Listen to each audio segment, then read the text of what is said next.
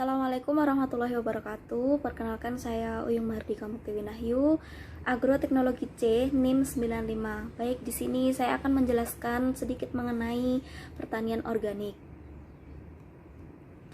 Yang pertama, pengertian pertanian organik. Pertanian organik itu merupakan sebuah manajemen produksi ekologi yang mempromosikan dan meningkatkan keanekaragaman hayati, siklus biologis, dan aktivitas biologi tanah.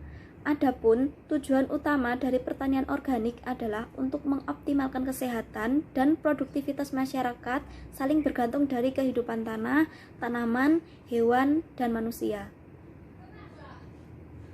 Adapun 4 langkah menuju pertanian alami. Yang pertama yaitu tanpa olah tanah.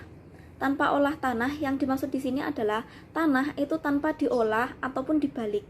Pada prinsipnya, tanah akan mengolah sendiri, baik menyangkut masuknya perakaran tanaman maupun mikroba tanah, mikrofauna, dan juga cacing tanah.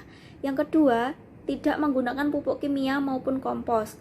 Tanah dibiarkan begitu saja dan akan dengan sendirinya tanah tersebut akan memelihara kesuburannya.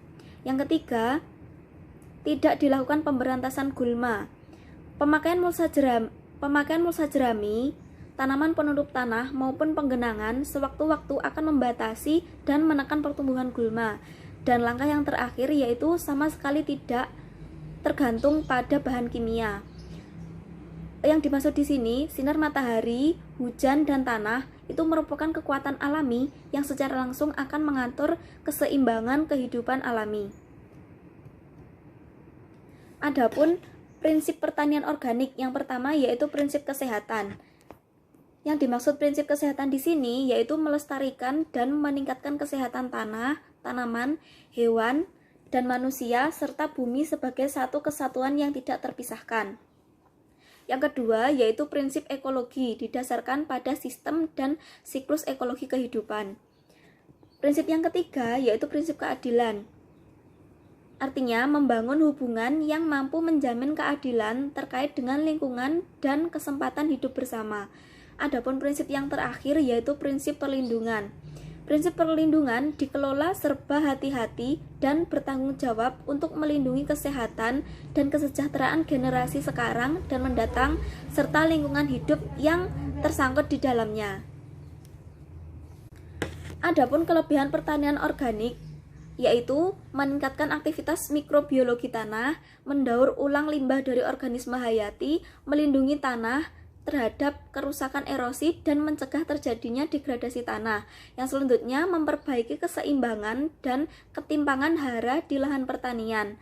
Rasa produk hasil pertanian organik itu lebih manis daripada produk anorganik. Dan yang terakhir yaitu tidak menimbulkan banyak pencemaran lingkungan.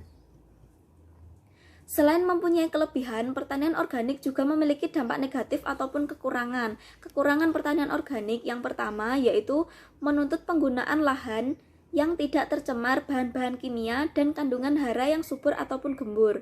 Yang kedua, hasil pertanian organik pada awal penanaman itu cenderung rendah. Yang ketiga, membutuhkan pupuk organik dan sangat rentan terhadap serangan hama ataupun penyakit. Dan yang terakhir, pemasaran produk pertanian organik itu terbatas pada kalangan tertentu. Resiko pada praktik pertanian organik ada 3, yaitu yang pertama, resiko yang terjadi juga pada pertanian konvensional, meskipun mereka mungkin dikelola dengan cara yang berbeda dalam pertanian organik. Yang kedua, resiko yang berbeda antara pertanian organik dan pertanian konvensional, tetapi hanya bersifat sementara karena pertumbuhan yang cepat pada pertanian organik. Resiko yang terakhir yaitu resiko yang sangat berbeda dari sebagian besar petani konvensional karena sifat yang berbeda dari produksi dan sistem pemasarannya. Beberapa jenis resiko yang mempengaruhi praktek pertanian organik ada 5. Yang pertama resiko produksi, yang kedua resiko sumber daya manusia, yang ketiga resiko kelembagaan, yang keempat resiko harga, dan yang terakhir yaitu resiko finansial. Manajemen resiko pada pertanian organik. Manajemen resiko pada pertanian organik merupakan suatu upaya untuk menghindari atau mengurangi dampak resiko yang telah teridentifikasi. Manajemen resiko dapat dilakukan dalam bentuk yang pertama perluasan area, yang kedua asuransi pertanian, yang ketiga diversifikasi tanaman, yang keempat kontak lahan, yang kelima investasi dalam penelitian dan pengembangan pasar, dan yang terakhir yaitu penjualan langsung kepada pengolah atau pedagang besar menggunakan fasilitas kredit lembaga ekspor. Demikian yang dapat saya sampaikan. Wassalamualaikum warahmatullahi wabarakatuh.